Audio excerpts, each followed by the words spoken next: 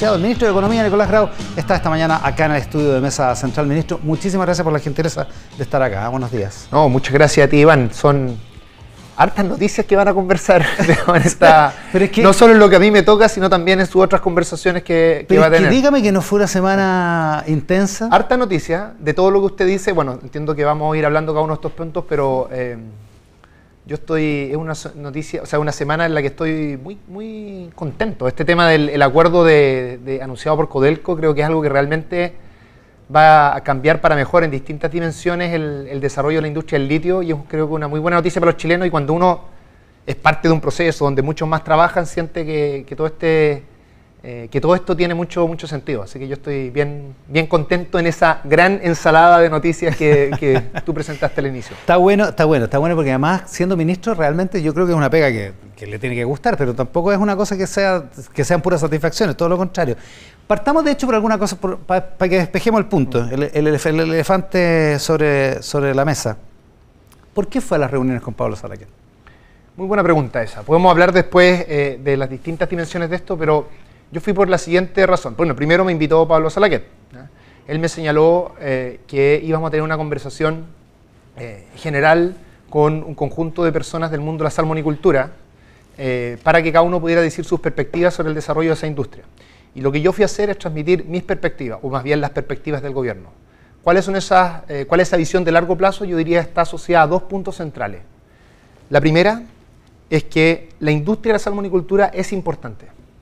Es un hecho de la causa, pero a veces se olvida. Es una industria relevante, ha sido relevante en las últimas décadas de nuestro país. Pero lo segundo es que para que se pueda seguir desarrollando es una industria que tiene que hacer cambios muy importantes. Ya, ese es el mensaje que usted quería transmitir. Es un cambio importante que tienen que ver con su tecnología, con la relación con las comunidades, también con su ubicación. Nosotros hemos planteado como gobierno que el hecho de que parte importante de las concesiones estén en áreas protegidas, eso es un problema, y tenemos que lograr que por lo menos una parte importante de aquello se pueda relocalizar, y de hecho parte hemos logrado. Hace algunas semanas, ya meses, anunciamos en conjunto con Economía, la Subsecretaría de Pesca y también Medio Ambiente, un acuerdo con dos de tres de las empresas de salmonicultura que tienen presencia en parques nacionales, para que voluntariamente salgan de esos parques nacionales sobre la base de un plan y un acuerdo. Así para que tengan funcionamiento, concesiones en otro lugar, pero protegiendo más el medio ambiente. Así que si usted me pregunta ¿a qué fui yo a esa conversación? A justamente conversar eso, que es más bien una visión general de cómo debe desarrollarse la industria. ¿Usted sabía que Pablo Salaquet ejercía labores como lobista? ¿Que él ejercía labores como lobista? Sí. ¿Sabía? Sí. Ya, y aceptó esa invitación igual, y sabiendo que esto era la contraparte. ¿Sabía que iba a haber, que una de las personas que iba a estar en la reunión tenía también vínculos con la industria pesquera, que es distinta a la de los salmoneros?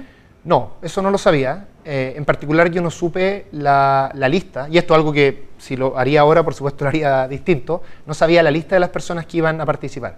Y esto es bien importante. Pero sí sabía que eran de la industria salmonera, eso sí. Eso quiero ir, porque es bien importante este asunto. Nosotros, hace algunas semanas, anunciamos el ingreso del proyecto de nueva ley de pesca.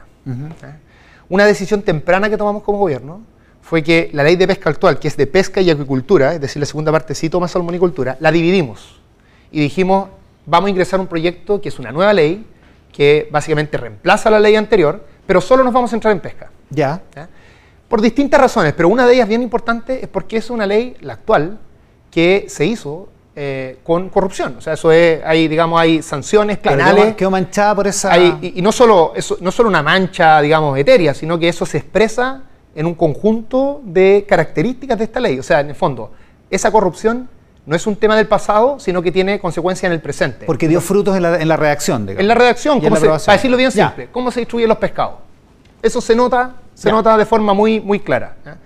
Entonces, si yo hubiera sabido que en esta reunión, además de la gente de salmonicultura, iba a haber alguien que junto con tener participación en salmonicultura también tenía participación en pesca, yo probablemente hubiera decidido o no ir, o hubiera pedido que esa persona no asistiera. Simplemente porque quería dejar claro que la conversación solo iba a ser sobre salmonicultura. En la práctica, solo fue sobre salmonicultura, y en estos términos que hemos señalado públicamente, es decir, una conversación general. No se habló de la ley de pesca. Ni una palabra. Y ahora, usted no lo declaró como exige la ley de lobby en un registro, y creo que no hay ningún experto en la ley de lobby que diga que no tendría que haber sido declarada. ¿Reconoce que fue un error no hacerlo? Hay dos cuestiones en las que discrepo de la pregunta. La primera es que la ley de lobby no exige esto. ¿Por qué? Eso es lo que quiero explicar. La ley de lobby lo que señala es que uno tiene que registrar reuniones dependiendo del contenido de esas reuniones, no dependiendo de con quién tú te juntas o dependiendo de en qué lugar te juntas. Ya. La ley de lobby lo que señala es que tú tienes que registrar una reunión en la medida en que esa reunión se trató sobre la promoción de un interés específico del privado o quien sea te está pidiendo esta reunión.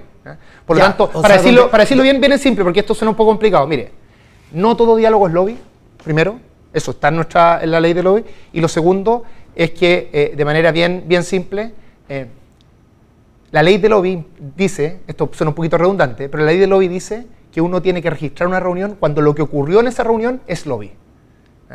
No cuando, o sea, si uno tiene una conversación como la que yo tuve, que es una conversación en términos generales, no para influir una ley en particular o una cosa en específico, sino respecto a nuestra visión de cómo se tiene que desarrollar la industria, eso la ley de lobby no exige que sea registrado. Déjame además... Pero espérese. ¿Usted expuso sobre su posición respecto de la salmonicultura y los salmoneros no le dijeron nada de su posición? Los salmoneros también manifestaron su posición, ya, pero la manifestaron en términos de esa visión general. No hablamos de una ley en específico, no con un interés preciso. Claro. Bueno, pero exponiendo su posición delante de una autoridad como usted. Claro, pero eso es justamente lo que dice la ley. Es más...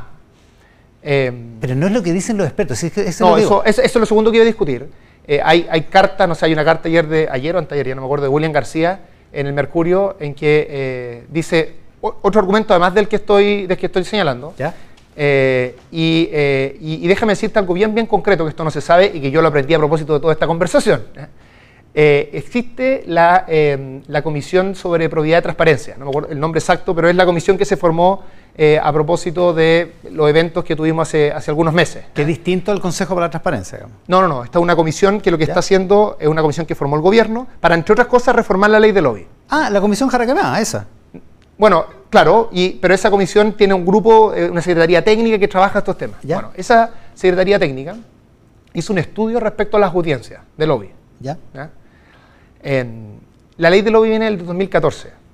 Desde el 2014 ha habido 620.000 audiencias de lobby. En 20.000 de ellas han sido audiencias de lobby de subsecretarios, subsecretarias o ministros o ministras. ¿Ya? De esas 20.000, solo dos han sido registradas en una reunión particular, en una casa particular. ¿Tú crees honestamente que no ha habido dos reuniones de todos los ministros y ministras desde el 2014 en casas particulares? No, lo que quiero decir es pero eso no hace procedente lo que quiero decir, el lugar no sea relevante. No, estoy diciendo que el lugar sea relevante. Estoy diciendo otra cosa, Iván. Lo que estoy diciendo es que la interpretación que nosotros le hemos dado a la ley de lobby es la interpretación que se ha hecho desde el 2014 en adelante, por todos los gobiernos. No hay una excepcionalidad en esto. Ahora, ¿por qué es importante esto? Porque a uno le puede... Está bueno lo que usted dice. No sería razonable cambiar al menos la interpretación que se hace de la ley, porque francamente, yo me acuerdo cuando se tramitó la ley del lobby y que el ejemplo que se daba es un partido de golf entre un incumbente y una autoridad, no va a quedar registrado porque es una cancha de golf. Es absurdo eso. Bueno, si alguien... Es bueno el punto, y eso justamente se discutió en la y se da ese ejemplo porque la cancha de golf es como... cuando se dieron las conversaciones de ese proyecto. Yo creo que lo que yo estoy llamando la atención acá es que cómo nosotros hemos definido nuestro actuar a partir de la ley de lobby, esta idea de que no todo diálogo es lobby y que son registradas las reuniones cuyo propósito justamente es lobby y las que tienen conversaciones generales y otros propósitos no son registradas, es lo que se ha hecho siempre, ha sido siempre la interpretación respecto a esta ley. ¿Eso qué significa? Que si no nos gusta aquello, bueno, hay que cambiar la ley. O la interpretación. Cuestión que por lo demás el gobierno está haciendo. El gobierno en esta comisión está trabajando en una propuesta de cambio de ley de lobby. ¿Ya? Ahora déjame decir una cosa más, porque tal vez yo entiendo que quienes nos están viendo pueden decir, ok, no conversaron de salmonicultura, primero, importante, porque al principio se quiso instalar que era de pesca, eso no es cierto. Segundo, puede ser que tenga razón el ministro, es decir, se conversó sobre un tema general, no sobre un tema en particular. Pero ellos podrían decir, pero a mí igual me gustaría saber con quién se junta el ministro. ¿Ya? Bueno, sucede que yo tengo 250 audiencias de lobby y me he juntado con todas las industrias y con todos los sectores. ¿Ya? Es más, con la salmonicultura tengo 6 audiencias de lobby. ¿ya? Donde se repiten esta empresa o los sectores que allí están representados. ¿Con estas personas con las que estaban en la comida? Bueno, algunas sí, otras no, pero los sectores, las empresas que ellos representan, sí, todas. Y los grupos de interés, digamos, Todos, están representados. todos. ¿Qué significa esto? Que para la ciudadanía, a través de cómo funciona el sistema de audiencia de lobby, ha sido totalmente transparente con quién yo me he juntado. Lo que pasa es que algunas veces, la gran mayoría, ha quedado registrado porque sí hemos hablado de materias de lobby. Déjame dar un ejemplo bien concreto. En reuniones con la salmonicultura, a nosotros se nos alegaba por la implementación de la ley SVAP, donde nosotros queríamos promover un tema relacionado a áreas protegidas. Cuando se conversó ese tema específico, tuvimos una audiencia de lobby y eso fue registrado. Cuando en cambio lo que tuvimos fue una conversación más general respecto a nuestras visiones que tiene que ver con cómo se ha desarrollado la industria, con que en esa reunión conversamos con las tecnologías que ellos habían impulsado. Cuando uno tiene una conversación de ese tipo, lo razonable es que no se registre, dado lo que dice nuestra ley. Pero lo importante, lo que quiero declarar acá... Perdón, lo razonable... ¿Ya? Lo último, pero lo que quiero que quede muy claro acá es que cuando uno ve mis 250 audiencias de lobby, la transparencia es total respecto con quienes yo me he juntado. No influye en nada que un grupo de interés le manifieste su visión, su manera de pensar, su manera de enfrentar el negocio, los adelantos que ha hecho, las inversiones tecnológicas. ¿No influye en nada en una autoridad? El diálogo siempre tiene impacto, ¿ya? Y es bueno que así sea. O sea, si yo voy a una conversación de diálogo y la persona que me dice cosas, yo como que si ese diálogo no hubiera existido, ¿para qué voy a ir a dialogar? Exactamente. ¿Ya? Pero lo importante acá es que si ese diálogo se traduce en un cambio específico de una ley que hay que conversar, eso tiene que ser registrado en una ley de lobby. Es más, 2 o 3 días después, el 15 de noviembre, nosotros tuvimos una audiencia de lobby en el Ministerio de Medio Ambiente, con la ministra de Medio Ambiente, que también participó en la otra reunión, con la salmonicultura, pedida también por asociaciones que estaban presentes en esa conversación. Y allí sí conversamos cosas más específicas. O sea, en el fondo lo que quiero decir acá es que primero, ha sido totalmente transparente con quienes nos hemos juntado, porque todo eso está registrado en las audiencias de lobby, y no hay ningún sector productivo con el que yo no me he juntado porque soy ministro de Economía y es razonable que me junte con todos los sectores productivos. Y cuando yo he ido a una reunión como esta, en que le he ido a decir, esta es nuestra visión del gobierno, y hablamos, no sé, 1 hora y media, 2 horas, sobre una visión más general, eso de acuerdo a la legislación es razonable que no se registre. 2 cosas que se han dicho respecto de esto. Una, que el Frente Amplio criticó tanto, se rió tanto de la cocina, la demonizó, se burló de ella, y que ustedes en el fondo lo que hacen es reproducir eso, que es la conversación en una casa.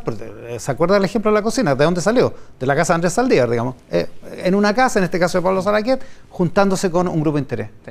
Es bien distinto ese caso en particular que tú señalas, Iván, porque eso fue para discutir respecto a una reforma tributaria. En efecto, ahí una ley específica. Fue un acuerdo específico. Esto no tiene nada que ver con aquello. Ahora, si el tema más de fondo es que lo que uno quiere conversar acá es cómo se regula la interacción público-privada de manera tal que exista el mayor nivel de transparencia, el nivel de transparencia que nosotros hemos tenido en nuestra discusión de leyes ha sido altísimo. Déjame darte un ejemplo que está lamentablemente relacionado con cómo se planteó esta noticia, no sí relacionado con lo que se discutió. Ley de pesca.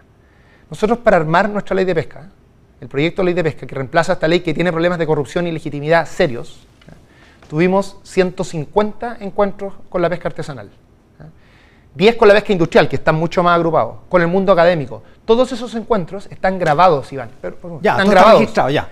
No solo un acta, sino que están grabados con una cámara. Ya. Los puede ver, están en una página web. Hay una trazabilidad de cada una de las cosas que allí se dijeron.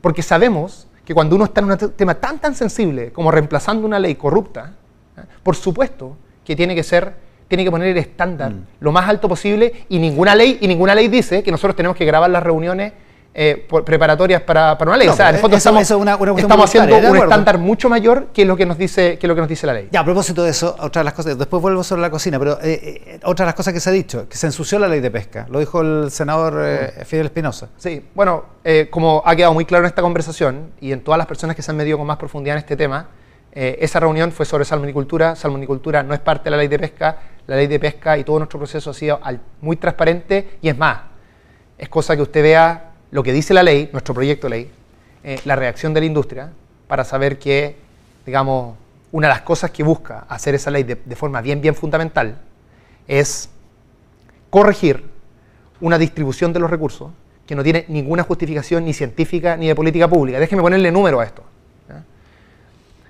En el norte, cuando uno se refiere a la anchoveta y a la sardina española, estamos hablando de lo que hace nuestra ley es que mueve, digamos, autorizaciones de pesca, ¿ya?, desde la industria a la pesca artesanal por un monto de algo así como 450.000 toneladas al año, ¿ya?, lo que si uno lo pone en plata, a precios de mercado, estamos hablando de más de 90.000 millones de pesos. ¿Ya? Si nuestra ley de pesca se aprobara tal cual como nosotros la presentamos, que por supuesto no va a ser así porque hay un proceso legislativo, en fin, pero si en esta materia se aprobara tal cual como nosotros la presentamos, significaría que en el norte de Chile habría una redistribución de recursos de 90.000 millones de pesos al año hacia el mundo de la pesca artesanal. Es decir, uno lee lo que está haciendo nuestra ley de pesca y se da cuenta de manera prístina que, el acto de justicia que está haciendo. Porque este no es un tema, a propósito de algunas cosas que se han discutido, no es un tema de revancha esto, ¿ya? No es un tema que nosotros pensemos que la pesca industrial no tiene un rol en el país, al contrario, nosotros creemos que hay un rol complementario entre la pesca industrial y la pesca artesanal, rol complementario que por ejemplo en el sur de Chile está mucho mejor, incluso en la ley actual. Lo importante acá es que los actos de corrupción que hubo tuvieron implicancia a tal nivel que se asignaron los recursos entre la pesca artesanal y la pesca industrial en el norte de Chile de una forma que es injustificable. Lo único que está haciendo nuestro proyecto de ley es ordenar eso y llevarlo a un nivel de fraccionamiento, que es como se le llama técnicamente la división entre la pesca artesanal y la pesca industrial, que sea razonable dado patrones científicos y de política pública bien justificados. Y en el caso del norte da vuelta las proporciones, digamos. Pero quiero volver sobre la ley de pesca en un momento más, pero terminemos con el asunto de la cocina. Ha sido un aprendizaje, usted lo decía, no hay nada malo en dialogar. Es bueno dialogar, de hecho. Es bueno dejarse convencer y permear por los argumentos del otro. ¿Ha sido un aprendizaje para ustedes como gobierno el hecho de que se tenga que conversar, que las cosas se hacen efectivamente de una manera en que se negocia, en que se transa, en que efectivamente se aceptan los puntos de vista del otro? Mira, Iván, yo vengo del mundo académico. En el mundo académico se dialoga todo el tiempo. Digamos, el sentido del mundo académico es tratar de que prime la fuerza de las ideas, tratar de persuadirse. Por lo tanto, para mí eso no es ninguna novedad. Y en general, el Frente Amplio, incluso cuando nosotros éramos dirigentes estudiantiles, en fin, nosotros dialogamos, logramos acuerdos, celebramos esos acuerdos. Por lo tanto, nosotros siempre hemos pensado que eso es importante. Por eso era un poco pasado rosca cuando se reían de la cocina. Lo importante, ¿no? Es que es distinto. Vuelvo al punto. La cocina, a lo que tú te refieres en particular, fue que en el marco de una discusión de un proyecto de ley que estaba trabado en el Parlamento, esa traba se resolvió en una conversación privada, y no en el Parlamento, siendo que estaba incluso siendo tratado ese asunto. Y ahora cuando las leyes están trabadas en el Parlamento, ¿cómo se destraban? Bueno, yo creo que lo importante es tener mucha conversación, hacerlo en el Parlamento. Uno también puede buscar distintos espacios, pero lo que no puede suceder es que una ley, en términos de sus parámetros, en términos de su especificidad, se resuelva en la casa de una persona en específico y no en los espacios democráticos que correspondan con la mayor transparencia. Entonces, si tú me preguntas, ¿el Frente Amplio tenía una visión antidiálogo? No. Hemos sido dialogantes siempre, desde que incluso cuando éramos dirigentes estudiantiles. De hecho, a nosotros, cuando éramos dirigentes estudiantiles, se nos criticaba por otros sectores de izquierda que negociábamos mucho y que dialogábamos mucho. El problema de la visión era que era en exceso purista. Lo importante no que estuvieran contra el diálogo. El diálogo, es que, lo que dice usted, que el diálogo sea a puertas abiertas, con transparencia total. Sí, los diálogos, para que sean diálogos, a veces tienen que ser reservados. No, es importante que, dependiendo de la naturaleza del diálogo, ¿no es cierto?, tal como hemos reflejado en esta conversación, exista el mayor nivel de transparencia posible, y por eso puse el ejemplo de la ley de pesca. Nosotros en la ley de pesca, te insisto, 200 encuentros, todos grabados. A mí me tocó participar en uno en Puerto Montt que habían 300 personas. Uno de estos 150 encuentros, y allí nosotros hicimos nuestros planteamientos. Pero si la ley de pesca se termina trabando, ministro, en el Congreso, ¿cómo destrabarla? ¿La va a destrabar en una sesión de la sala? No, puede ser, por ejemplo, o sea, sí, en las sesiones de las comisiones se destraban muchas cosas. De hecho, yo tengo una buena visión del trabajo en las comisiones, y además, por supuesto, hay que juntarse con los parlamentarios, hay que conversar con los distintos sectores involucrados y con la mayor transparencia posible. O sea, si usted me lo pregunta en simple, ¿las conversaciones para destrabar la ley de pesca van a ser todas registradas por lobby? Todas. Todas. Porque es una discusión respecto específicamente a un proyecto de ley. Incluyendo las que son en el Congreso, con parlamentarios. Bueno, eso es distinto. Es que eso es distinto. Yo estoy diciendo, pues, si nosotros tenemos una conversación con la industria, o una conversación con la pesca artesanal, o con quien sea un grupo de interés en la ley de pesca, para destrabar la ley de pesca, todas esas conversaciones van a ser registradas por la audiencia lobby. ¿Hay más reuniones que se sepa, que se vayan a saber? Bueno, no tengo idea. ¿Usted no fue a ninguna otra? en la casa de Salaquet, y eso no, yo una, es la que está dicha. La que hemos comentado. Sí. Oiga, ya, sigamos con la ley de pesca, ya que estamos. Vamos a la ley de pesca. Para los industriales, aparece hoy día en una nota de Azucena González en DF+. DF, sí. No solo es expropiatorio, es una expoliación, que es una manera elegante de decir robo, digamos. Es la apropiación de algo que pertenece a otra persona. Es lo que está pasando, porque se están quitando cuotas que estaban garantizadas hasta el año 2033, porque era por 20 años, el primer periodo, y que además eran renovables. Sí, yo diría que hay dos cosas. Una es entender por qué estamos haciendo eso, y otra es discutir la interpretación jurídica que se da en esa entrevista. Parto por lo segundo. Las autorizaciones de pesca, ¿ya?, no son derechos. ¿Ya? Que uno tenga una autorización que por distintas razones del diseño de política pública tú puedas sacar 100 toneladas en algún momento y después por algo que cambia tú puedes sacar 50 toneladas, eso es parte del quehacer de la política pública. ¿Ya? Por esto voy a dar ejemplos de otra índole. Si tú, por ejemplo, cambias en qué millas puedes sacar recursos, desde qué millas puedes sacar recursos la pesca industrial, eso va a alterar la cantidad de toneladas que pueden sacar. ¿Ya? Si uno dijera lo que sacaban antes en las millas más cercanas a la orilla era un derecho, eso significaría que cada vez que tú haces un cambio en el arte de pesca o en las millas, tendrías que indemnizar a las empresas que están perjudicadas.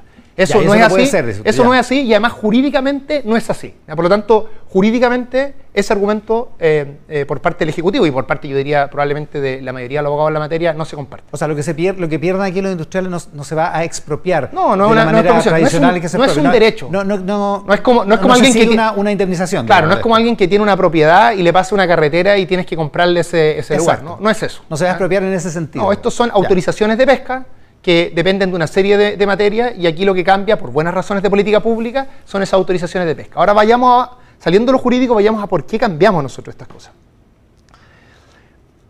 La reducción de las autorizaciones de pesca para la industria, que es muy heterogénea dependiendo del lugar geográfico, es más fuerte en el norte y mucho más acotado en el sur, porque en el sur están mejor distribuidos los pescados, para decirlo bien en simple, ocurre por dos razones. Una es por el fraccionamiento, es decir, porque en nuestro proyecto de ley aumenta la cuota que va hacia la pesca artesanal. Claro. Esa es una razón, ¿ok? Y la justificación principal de eso es que la ley actual lo distribuyó esto de una manera que es injustificada y que es muy pro industria, sobre todo en el caso del norte. Es 80-20 en el caso del Claro. norte. Y 80 nosotros, para industriales y usted lo dan vuelta. En algunos casos lo damos vuelta, depende del caso. Y 20 para industriales, ya. Y la segunda razón que les preocupa allí tiene que ver con las licitaciones, que es cómo se distribuye la cuota al interior de la industria. Ajá. Como sucede en la actualidad, es que del 100% que va a la industria, 15 se licita y otros 85 se distribuyen por criterio histórico. Exacto. ¿Ya? Del punto de vista del fisco, Iván, por ambos se paga una especie de impuesto en los 85 y se paga en la licitación también en ese 15. Claro. ¿Tú sabes cuánto pagan por kilo en el 15 y cuánto pagan por kilo en el 85? ¿Cuánto? 15 pesos por kilo en el 15, perdón, en el 85, ¿Ya? es decir, cuando no se licita, y 117 pesos cuando se licita. Ya, o sea, el criterio histórico está siendo perjudicial para el fisco. Pero muy perjudicial. Ya. ¿Ah? Y no hay ¿Y eso ninguna razón. lo corren al 50 y 50? Nosotros lo corremos al 50 y 50 y además acortamos el tiempo de las licitaciones, lo hacemos esto dinámico. Y O esto sea, de alguna manera respetan el criterio histórico en un sentido. y esto va a traer una serie de consecuencias positivas. Primero, la competencia va a meter más actores, que va a ser bueno para el precio final, también para los trabajadores. ¿Va a haber más actores industriales, dice usted? Sí, por supuesto. Porque esta es una licitación que se disputa entre los industriales. Y cuando tú lo que haces es aumentar el tamaño que se licita, lo que hace es que pones más mercado para que entren nuevos actores, para que sea rentable en términos económicos que esos actores puedan entrar. ¿Ya? Entonces, lo que va a pasar en ese caso es que vamos a tener más recursos por el lado del fisco, y ojo, parte de esos recursos se van a ocupar para subsidiar a través de un fondo que se va a crear, que va a ser un fondo privado pero financiado públicamente, ayudar para subsidiar el proceso de cotización de los pescadores artesanales, es decir, para incentivarlos y apoyarlos para que formalicen sus relaciones, coticen y así a futuro tengan pensiones, tengan seguros de salud. O sea, además tenemos una preocupación por la pesca artesanal. Esto es lo que tradicionalmente se llama en el mundo artesanal la plataforma social. ¿Ah? Entonces, vamos a hacer algo que va a implicar más recursos para el fisco, vamos a tener más competencia, vamos a apoyar a la pesca artesanal y además, y esto es bien importante y se lo digo también a los trabajadores de la pesca industrial, cuando uno aumenta la parte que se licita, no significa menos trabajo para el mundo industrial. No sé, porque... No, lo voy a explicar. Porque ha pasado. No hemos hecho esos cambios de licitación. No digo, pero ha pasado cuando ha habido cambios a partir Bueno, de la ley de pesca. pero otros cambios. Ha pasado, sí, otros Explico cambios, por qué ha ocurrido. Explico por qué en este caso no va a suceder. Porque lo que ocurre, Iván, es que si hay un industrial que contrata a las personas, y después llega otro industrial que se gana de forma más competitiva, van a pasar dos cosas. Probablemente ese nuevo industrial que entra no solo va a pagar más al fisco, sino si paga más al fisco es porque probablemente es más productivo, hace mejor la pega. Los que se ganan una licitación normalmente son los que tienen, digamos, más capacidad de hacerlo bien. Y por lo tanto esas personas, por supuesto, que van a contratar a las otras. O sea, esas nuevas empresas van a contratar. O sea, al final va a haber puestos de trabajo disponibles. Déjame decirlo en términos simples. Los puestos de trabajo no dependen de si la licitación o el criterio histórico se lo lleva una empresa o se lo lleva la otra. Lo que depende es de la cantidad de pescados que hay para sacar. Y si la cantidad de pescados no cambia, tampoco va a cambiar la cantidad de trabajo que existe. Y además, y quiero decir algo, y esto fue algo que nos transmitieron los sindicatos de la pesca industrial. Los sindicatos de la pesca industrial nos decían, mire, un susto que yo tengo con la licitación es que producto de la licitación, la empresa que se gane la licitación tenga peores prácticas laborales, pague menos salarios. O sea, bueno, nosotros pusimos en la ley que efectivamente quienes se los ganen tienen que tener condiciones laborales similares al incumbente que estaba con anterioridad. O sea, van a ser bases de licitación, por decirlo así. Claro. O sea, nos preocupamos de eso que nos transmitieron los sindicatos de la pesca industrial porque nos pareció un argumento razonable. Ya, ¿hay riesgo de que al cambiar la proporción entre industriales y artesanales cambie también la capacidad productiva general, o sea, la cantidad el tamaño del negocio, por decirlo así? No, y la razón principal para ello es que si tú vas, por ejemplo, al caso del norte de Chile, tú vas a ver que los artesanales están sacando mucho más de su cuota, mucho más. Y legalmente, digamos, y de forma legal. ¿Ya? ¿Y por qué lo están haciendo? Porque la industria les pasa parte de su cuota. Por distintas razones que tomaría mucho tiempo explicar. Entonces, ¿qué es lo que va a pasar ahora? Va a pasar ahora que incluso la pesca artesanal puede ser que termine sacando una cuota similar a lo que saca hoy, pero con una gran diferencia. Ahora ellos van a tener las autorizaciones de pesca. ¿Ya? Y si ellos van a tener las autorizaciones de pesca, su poder de negociación con la pesca industrial va a ser mucho mejor. Se va a distribuir mejor la riqueza nomás. Eso es lo que va a ocurrir. Pero no va a haber un gran cambio. Pero no se va a achicar la torta. En el diseño de la industria. No, pues si la torta depende de la cantidad de pescados que se sacan.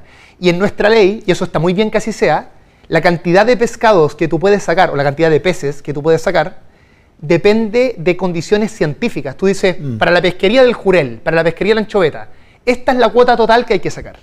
Una vez que se define la cuota total que hay que sacar, tú dices cuánto se va a la industria, cuánto se va al mundo artesanal. Y dentro de la industria tú dices cuánto se licita y cuánto se distribuye por criterio histórico. Ya, y eso se va definiendo además el trabajo, el tamaño de la industria, todas esas cosas dependen de lo primero, de la cantidad de peces. Es más, la industria en la actualidad no está sacando toda la cuota que tiene. Estamos dejando peces en el agua.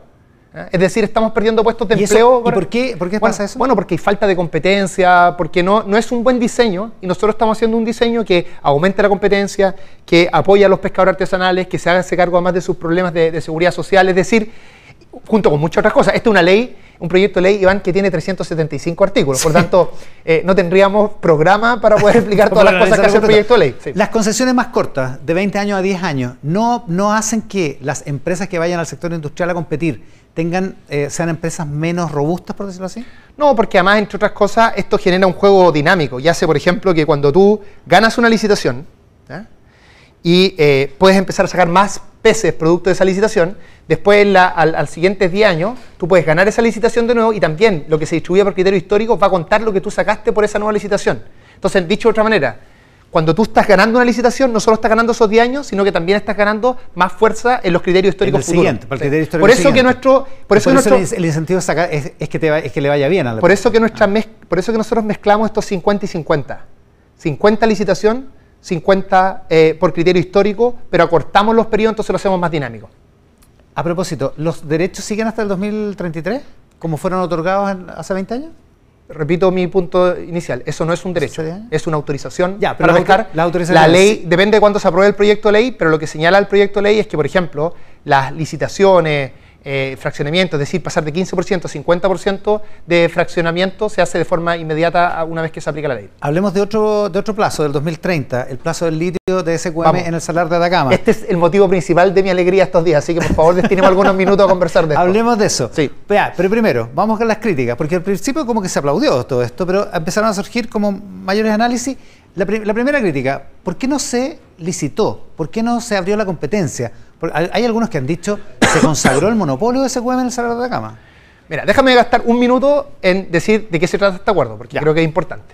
Primero, este acuerdo va a permitir que se cree una nueva empresa desde el 2025, a la cual SQM va a pasar todos sus activos, todos, o sea, la planta química, va a pasar sus trabajadores, y esa nueva empresa va a tener una participación accionaria del 50+1 de Codelco y de 50-1 de SQM. ¿Ya? Eso ocurre el 2025. ¿Ya? Aquí, o sea, en el fondo, todo el conocimiento, todo el aprendizaje, todo el poder económico que eso implica, ¿ya? Porque el conocimiento en economía es poder también. ¿Ya? Ese know-how, como se dice ciúticamente en inglés, todo eso se va a esta nueva empresa, ¿ya? Que es la empresa que de aquí al 2060 va a explotar el litio en el Salar de Atacama, en esa parte del Salar de Atacama. ¿Ya? Eso va a implicar, Iván, que desde el 2025 Codelco sea una de las una de las empresas líderes mundiales en litio. ¿Ya? Una contribución que yo creo va a ser fundamental de este gobierno. Es decir, este gobierno va a hacer que en un recurso estratégico como el litio, el Estado, a través de su empresa principal, vuelva a tener un rol protagónico. Eso es fundamental. Después está el tema de cómo se distribuyen las utilidades, que progresivamente se van moviendo a que esto termine siendo, que se exprese en el 50+1, los derechos políticos, que son sumamente complejos, que hay hartos contrapesos. Todo eso, hay harto detalle, pero en lo sustantivo, esto significa que quienes están viendo esta entrevista pueden saber que desde el 2025, antes que termine este gobierno, nosotros habremos legado al país la participación de Codelco de forma protagónica en el litio a nivel mundial, y eso es garantía para quienes nos están escuchando de que los intereses de las grandes mayorías van a ser los que primen en un diseño, en una industria de este tipo que es tan importante para el país. ¿Es como una especie de nacionalización del litio? No. La nacionalización en la práctica de quién es el dueño del recurso es algo que viene en la Constitución del 80. ¿Ya? Esto tiene que ver más bien con quién administra, con quién lo explota. Ya. Si usted me permite además una analogía, creo que esto se parece más a lo que hizo Frei padre, digamos, que es lo que se llamó la chilenización del cobre. Si uno tuviera que hacer alguna analogía. Ya. Pero en términos jurídicos no cambia nada. Si esta estrategia no pasó por el Parlamento, porque no tenía por qué pasarlo, opera en el marco legal actual. La propiedad del litio ya está definida en nuestra Constitución. No es ahora voy a tu pregunta, de licitación versus negociación. Exacto. Mira. Si yo no les convenzo acá, yo recomiendo la columna que escribió hoy día Llobet, el ex ministro de Minería y de Energía del gobierno anterior, hoy día en el Mercurio, que explica las razones económicas de por qué la negociación era una buena idea. Después él dice otros comentarios políticos que ahí ya es más, cada uno tira agua para su molino. Yo encontré muy buena la columna, muy buena, muy además provocativa. Yo pensé que le estaba encontrando la razón en todo. Mira, yo como he hecho públicamente, yo muchas veces he hablado bien del ministro Llobet por lo que hizo en hidrógeno verde y otras dimensiones, pero más allá de eso, y lo ha hecho también el ministro Pardo, que dirige que lidera esa agenda en el gobierno actual. Pero en este tema en particular, las razones que están puestas en esa columna y que son las mismas razones que nosotros evaluamos como gobierno en su minuto, yo diría son tres, de por qué es mejor una negociación versus una licitación. La primera es porque si uno quería que el Estado participara hoy, y no desde el 2031, la única forma era negociar. Porque nosotros dijimos tempranamente, vamos a respetar los contratos. Si uno dice, vamos a respetar los contratos, y SQM tiene un contrato hasta el 2030, eso significa que la única forma de que algo distinto ocurra en el Salar de Atacama antes del 2030 es en un acuerdo con ellos. ¿Ya? Eso es lo primero. Y nosotros queríamos el Estado hoy, desde el 2025. Y eso es lo que vamos a lograr. Lo segundo, si tú hacías una licitación y otra empresa ganaba esta licitación y por lo tanto era el partner de Codelco desde el 2031 en adelante, también en un 50+1 y probablemente eso iba a ser parecido, lo que iba a suceder es que SQM de aquí al 2030 iba a subinvertir. Claro, iba a invertir, no iba a tener capacidad para recuperar mucho menos, no iba a tener tiempo para recuperar la inversión. Exacto. Y eso tiene no solo una implicancia en que iba a reducir la producción, íbamos a perder tiempo en mantener firme la producción, sino que además no se iban a hacer las inversiones en las nuevas tecnologías. una de las cosas centrales de la Estrategia Nacional del Litio, que lidera en nuestro caso la ministra Williams, la ministra de Minería, es que nosotros queremos aumentar la producción al mismo tiempo que queremos proteger más el medio ambiente. La única forma de hacer eso es hacer un tránsito en la tecnología. Claro. Es pasar de la tecnología de evaporación, que genera un impacto muy fuerte en el salar, a una tecnología que se llama extracción directa y reinyección, que en términos simples lo que hace es que saca la salmuera, le saca el litio y después reinyecta la salmuera sin litio. Y eso tiene un impacto menor. Esa nueva tecnología no está probada a nivel industrial. Y eso significa que hay que hacer inversión, hay que hacer innovación, hay que hacer un gran proceso ahora. Si nosotros partíamos haciendo toda esa investigación en el Salar de Atacama desde 2031 en adelante, íbamos a perder años preciosos en el fondo. Entonces, la inversión de aquí al 2030 era importante por razones de producción, pero también por la nueva tecnología. Y lo último, que también está dicho en la columna de Llobet, es que si partía una nueva empresa de Codelco con otro desde el 2031 en adelante, lo que iba a pasar es lo que nosotros llamábamos un bache productivo. Es decir, por años tú ibas a tener una producción menor, porque por distintas razones esa nueva empresa se iba a demorar en alcanzar el nivel de producción que tenía la empresa anterior. La razón más obvia es que tú en la actualidad tienes pozos, esos pozos, digamos, grandes, donde está la salmuera y que se evaporan, demoran 18 meses para que una vez que tú extraes la salmuera, eso digamos, quede el litio ahí. Se demora 18 meses entre el pozo y el litio. Si tú quedas con los pozos vacíos, iba a tener 1 año y medio sin tener litio desde el 2031 en adelante. Entonces nosotros evaluamos en su minuto que si no teníamos una continuidad operacional, es decir, cambiaba la empresa, íbamos desde el 2031 en adelante probablemente tener años con una producción menor. Entonces esto era malo de aquí al 2030. O sea, digamos, hacer una licitación, en resumen, no nos permitiría tener el Estado de forma inmediata en la producción. Segundo, íbamos a perder decisiones de inversión que eran importantes por razones de producción y tecnológicas de aquí al 2030. Y tercero, íbamos además a tener un bache productivo de aquí al 2031. Entonces, claro, alguien podría haber dicho, mire, hagan una licitación, porque suena como lo mejor, ¿ya? Pero íbamos a entregar 10 años de malas políticas públicas de litio a futuro, producto de esa decisión. Y lo último que diría, que me parece importante, más político, es que a mí me parece acá que estamos teniendo un cambio paradigmático en la producción de litio, porque entra el Estado a la producción, que es muy importante por distintas razones que ya expliqué. Es decir, un cambio muy, muy importante. Y lo estamos teniendo sin ninguna interrupción en la producción, de forma tranquila, sin incertidumbre, y con los dos exministros de minería de gobiernos anteriores, Goldborn y Llobet, alabando la propuesta. Es decir, estamos logrando justamente lo que quiere la ciudadanía y que le gustaría tenerlo en pensiones, que le gustaría tenerlo en temas tributarios. La ciudadanía en Chile quiere cambios. Sabe que necesitamos hacer cambios profundos en el país, pero los quiere de forma ordenada, los quiere con certeza, los quiere con tranquilidad. Y eso es justamente lo que estamos haciendo en el caso del litio. Estamos haciendo un cambio paradigmático, no solo sin alterar la producción, sino que generando las condiciones para que aumente la producción. Y para que aumente la producción con un menor impacto medioambiental. ¿Cuándo se va a saber del resto de la política nacional del litio? El 30% de los salarios que van a ser protegidos y los otros proyectos que están en... Bueno, como tú bien preguntas, la Estrategia Nacional del Litio tiene muchas dimensiones, que es coordinada en un comité interministerial que, por supuesto, lidera la ministra Williams, la ministra de Minería. La mayoría de las cosas que van a suceder ya fueron anunciadas. Cuando el presidente dio, ya no me acuerdo si fue mayo o en abril, pero del 2022, él dijo, va para pasar todas estas cosas. Le dijeron, no iban a pasar, no íbamos a durar mucho, y poco a poco han ido pasando todas, incluyendo este acuerdo muy importante. Faltan hartas cosas importantes, y que todas ellas van a ir sucediendo principalmente durante el año 2024. Primero, vamos a proteger el 30% de la superficie de los salares, ¿ya? Y por supuesto eso implica un proceso medioambiental que va a liderar el Ministerio de Medio Ambiente en articulación con el Ministerio de Minería. ¿Y cuándo va a estar ese? Entonces en algún momento, yo no puedo anunciar eso, pero en algún momento se van a señalar cuáles van a ser los salarios que se van a proponer para este proceso, porque es un proceso. Cuando tú declaras una área de conservación, eso toma tiempo, pero el gobierno va a entregar su lista de los salarios que debieran ser protegidos. Segundo, vamos a tener un aumento de la producción en otros salarios. Por de pronto, Codelco va a liderar la producción en Maricunga y ha hecho avances muy importantes. Ya anunció la compra de un proyecto bien relevante a una empresa australiana por más de $200 millones.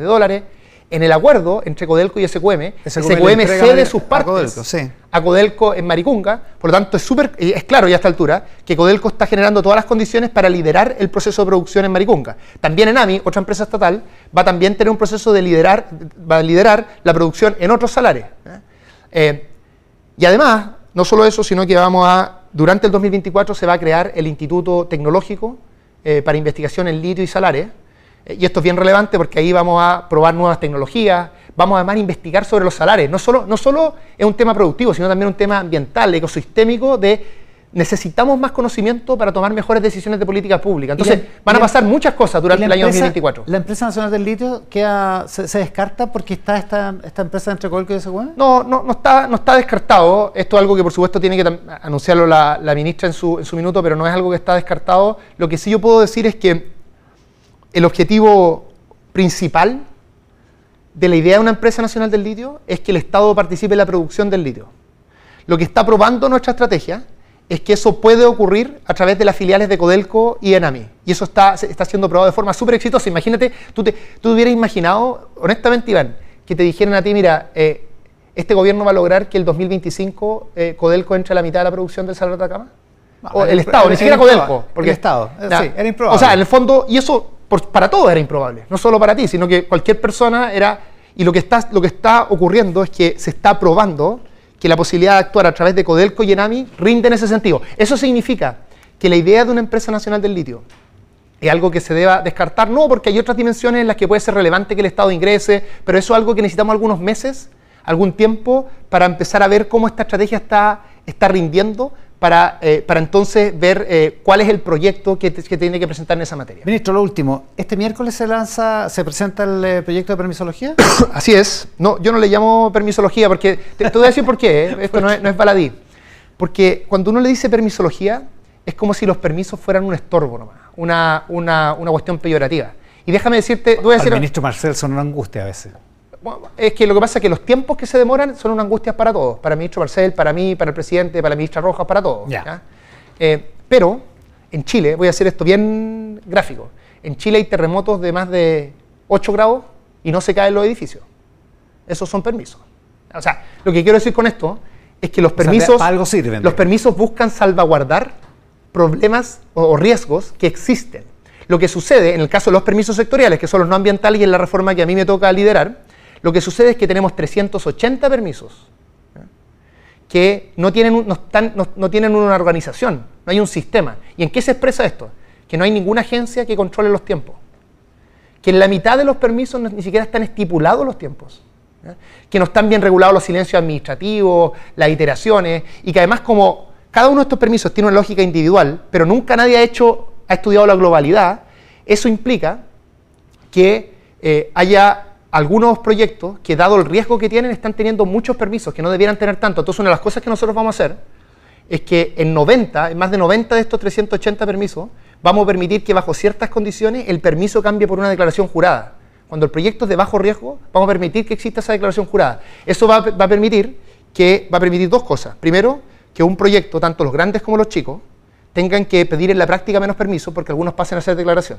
Y lo segundo es que vamos a tener la misma gente trabajando en los servicios, teniendo que evaluar menos permisos. Es decir, vamos a poder responder con esa misma gente y sus capacidades más rápido. Y esto es bien importante, Iván, porque este no es un problema de que la gente no haga bien la pega en los servicios. Quiero ser bien claro en esto.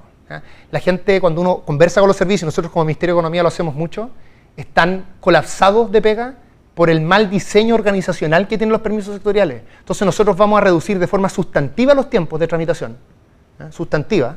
Tenemos una tablita que vamos a mostrar en su minuto con cuánto va a reducirse los tiempos por cada tipo de permiso. Solo te adelanto que en el caso de una pyme, de un local pequeño, comercial, en la actualidad se demora 8 meses, con nuestro proyecto va a pasar a 2 meses. O sea, vamos a hacer reducciones sustantivas de tiempo. Pero vamos a hacer eso porque vamos a organizar un sistema, vamos a articular un sistema y vamos a generar condiciones que no existen. Y vamos con la misma gente, con sus capacidades, con su compromiso con el trabajo, como ocurre en el sector público, vamos a sacar adelante esta reforma que va a ser muy importante para el país. El ministro de Economía, Nicolás Grau, esta mañana en Mesa Central. Ministro, muchísimas gracias por la gente.